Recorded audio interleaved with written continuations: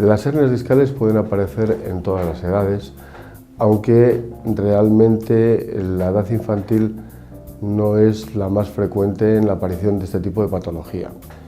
La hernia discal, como todo el mundo sabe, aparece más en el adulto joven o en el adulto en la edad de los 30-40 años. Pero efectivamente nos podemos encontrar patología discal compresiva por hernias en niños, incluso en edades muy pequeñitas.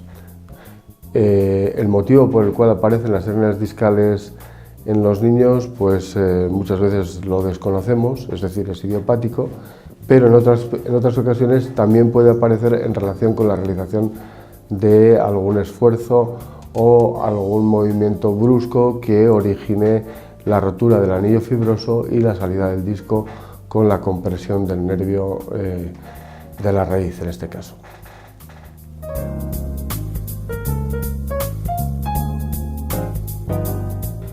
Bien, en principio la prueba de imagen Princeps para el diagnóstico de la hernia discal a cualquier edad es la resonancia magnética.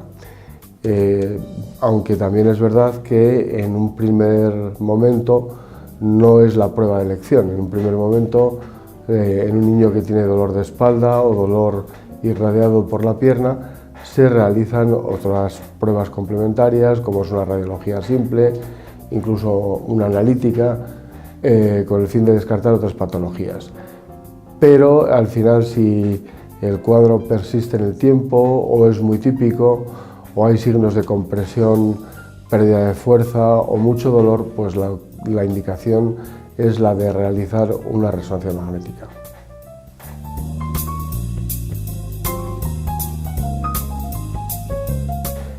El tratamiento es el mismo que realizamos en el adulto. En primer lugar, salvo que nos encontremos ante una situación de déficit neurológico importante o progresivo, en el cual se realiza directamente cirugía, lo que se hace en la gran mayoría de los casos es tratamiento conservador, consistente en un reposo inicial durante 3, 4, 5 días, asociado a antiinflamatorios.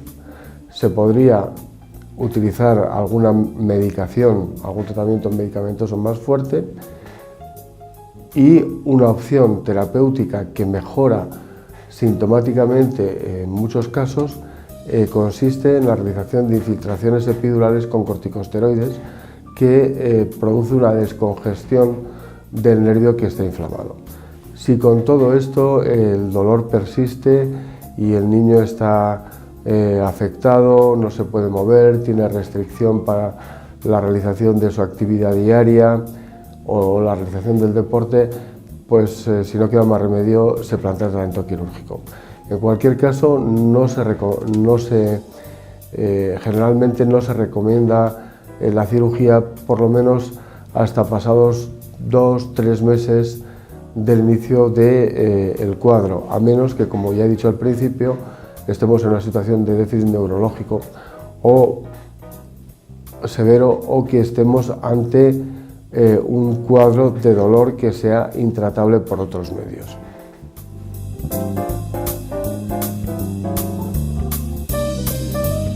Bien, las espondilolisis es una rotura, una fractura que se produce en la parte del istmo de la vértebra, de lo que denominamos el istmo de la vértebra, que es la zona que une la parte anterior con la parte posterior de la vértebra. Las espondilolisis no son congénitas, es decir, no hay ningún niño, ningún bebé que nazca con espondilolisis, sino que son lesiones que aparecen con el desarrollo.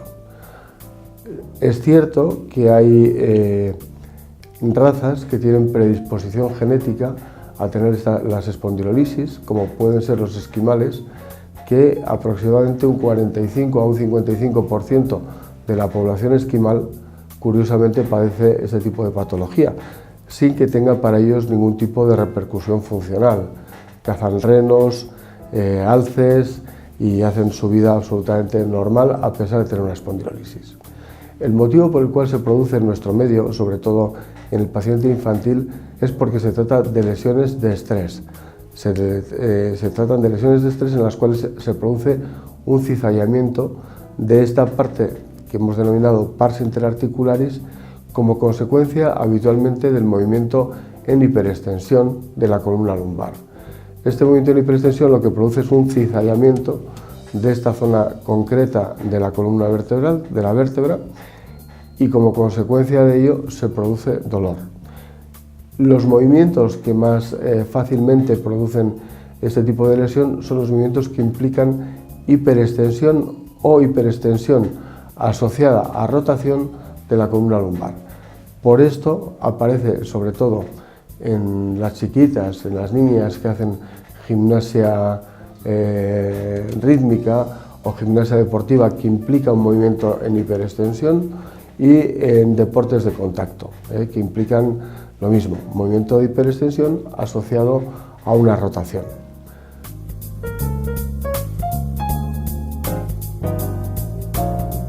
El diagnóstico de la espondilolisis es un diagnóstico clínico. Nos encontramos con niños, con pacientes que tienen dolor en relación con la realización de actividad deportiva. Están bien durante todo el día, están bien en reposo, están bien haciendo la vida normal, pero les aparece dolor cuando realizan la actividad deportiva.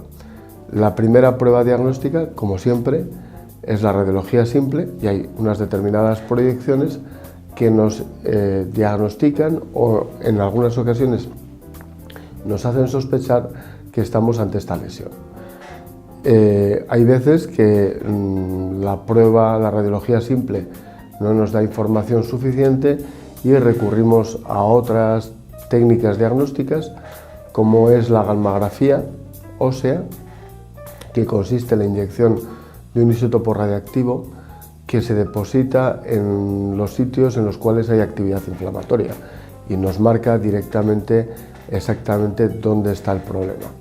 Y otra técnica diagnóstica que se utiliza es la resonancia magnética o el escáner.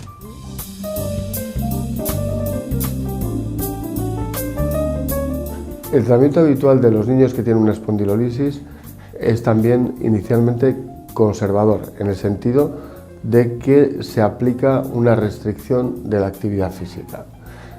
Aquellos movimientos que producen dolor se les limita, se les dice que no los hagan.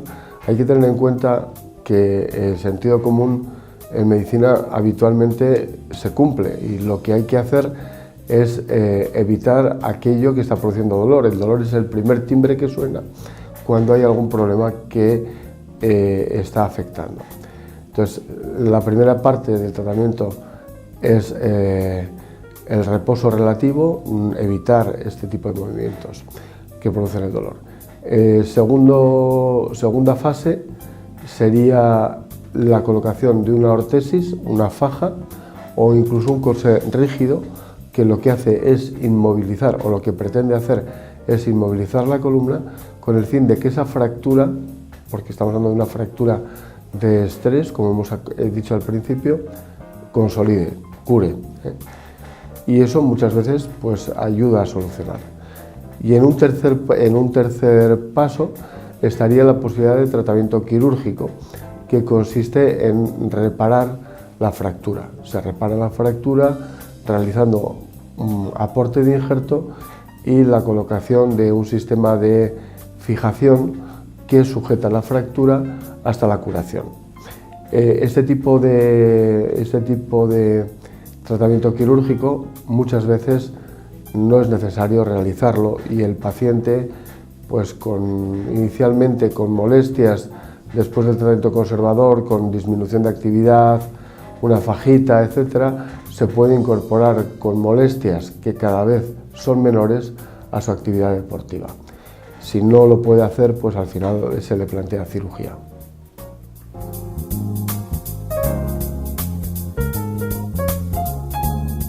Bien, las espondilodiscitis son infecciones que aparecen en la columna del niño. Son relativamente raras en el diagnóstico. ¿Y cómo se producen? Pues habitualmente lo que ocurre es que hay una infección en otro lugar del organismo, unas anginas, una neumonía, etc.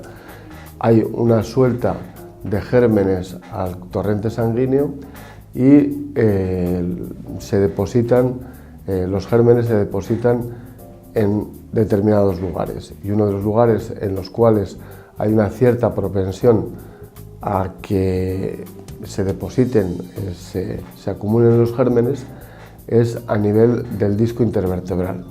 Como consecuencia de ello, hay que tener en cuenta que el disco intervertebral en sí mismo no recibe vascularización, es una estructura que es avascular mayoritariamente, y como consecuencia de ello, ahí tienen un caldo de cultivo en el cual pueden crecer fácilmente, produciendo una destrucción del disco y de las vértebras superior e inferior al disco.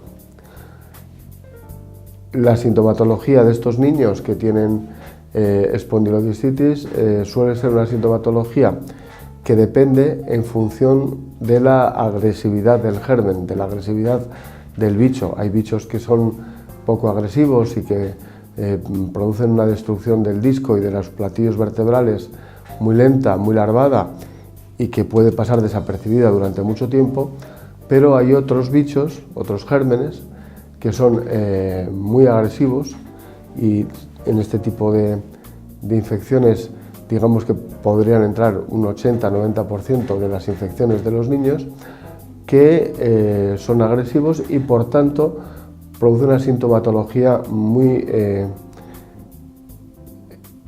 llamativa, una sintomatología consistente en mucho dolor, que incluso le impiden al niño deambular, caminar, y que se acompaña de fiebre. Y nos encontramos con niños que están sépticos, que están malitos, que están graves, y que realmente pues, es necesario tratarlos. El tratamiento de las infecciones del disco intervertebral, de las espondilodiscitis, pasa por inicialmente obtener una muestra del disco, obtener una muestra de la infección. Y a partir de ese momento que se ha obtenido la muestra, mediante punción que se puede realizar en quirófano o mediante control de escáner, obtenemos un cultivo con un germen y se instaura tratamiento antibiótico. Excepcionalmente en los niños, sobre todo si se cogen a tiempo, es necesario realizar cirugía. Pero sí que es verdad que puede ser que necesiten periodos de antibiótico durante un tiempo muy largo.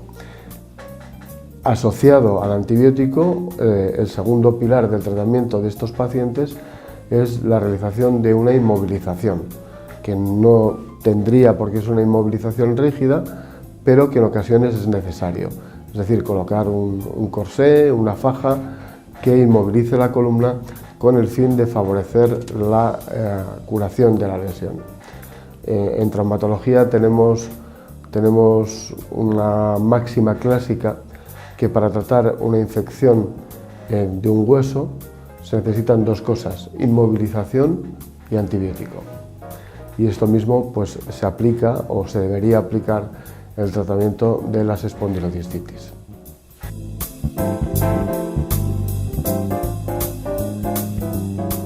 Los tumores son bastante infrecuentes en la columna de los niños, aunque no hay que descartarlos.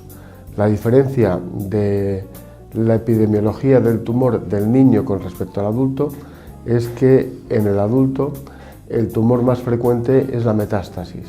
En el niño nos encontramos con tumores primarios, es decir, que afectan primariamente al hueso y que además en la mayor parte de los casos son de características benignas. Puede haber evidentemente tumores malignos que pueden estar en el contexto de procesos hematológicos, o podemos encontrarnos también con metástasis de sarcomas tipo Ewing, etc. Pero digamos que la patología más frecuente es la patología tumoral benigna. ¿Cuándo tenemos que pensar que estamos ante un tumor vertebral en un niño? Cuando el niño tiene lo que se denomina un patrón de dolor inflamatorio. Es decir, durante el día está medio bien, puede realizar su actividad normal, pero tiene un predominio de dolor por la noche. Esto es muy frecuente tanto en los tumores como en las infecciones. Hay un predominio de dolor inflamatorio de características nocturnas. Entonces, si estamos ante un niño que tiene dolor, que durante el día está bien, pero que se despierta a la noche sin motivo aparente y se queja de dolor, tendríamos que empezar a sospechar que estamos ante un proceso tumoral.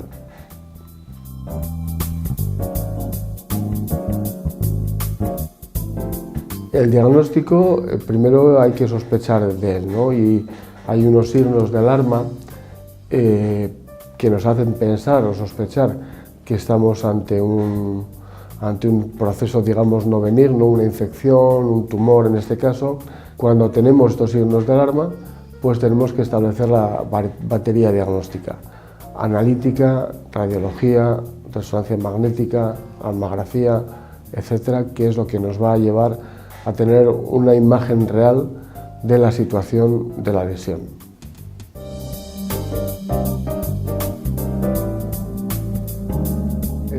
El tratamiento de los tumores de los niños evidentemente va a depender del tipo de lesión ante la que nos encontremos y de su grado de agresividad.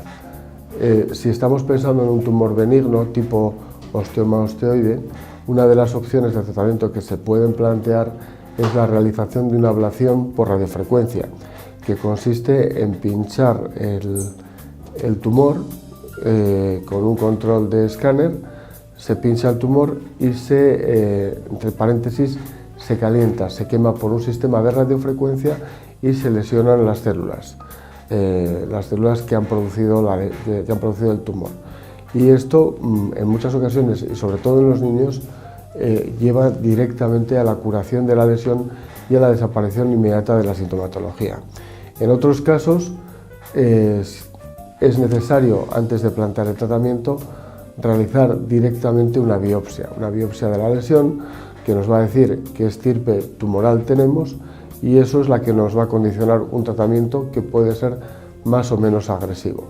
Podemos hablar de la necesidad simplemente de limpiar la zona porque sabemos que ese tipo de tumores no se va a reproducir, no va a volver a crecer, o en casos de lesiones malignas, muy agresivas y tumores primarios, hacer una resección de todo el cuerpo vertebral. Y cuando la otra opción es que nos encontremos ante un tumor hematológico, que sea la vértebra el punto diana de un tumor hematológico. Muchas veces la remisión del tumor se realiza una vez que se ha curado o se ha tratado el proceso hematológico. Estamos hablando pues, de leucemias, linfomas, etcétera, que lo que hay que tratar es la enfermedad. Y a lo mejor coadyuvantemente pues, realizar tratamiento con radioterapia, etcétera.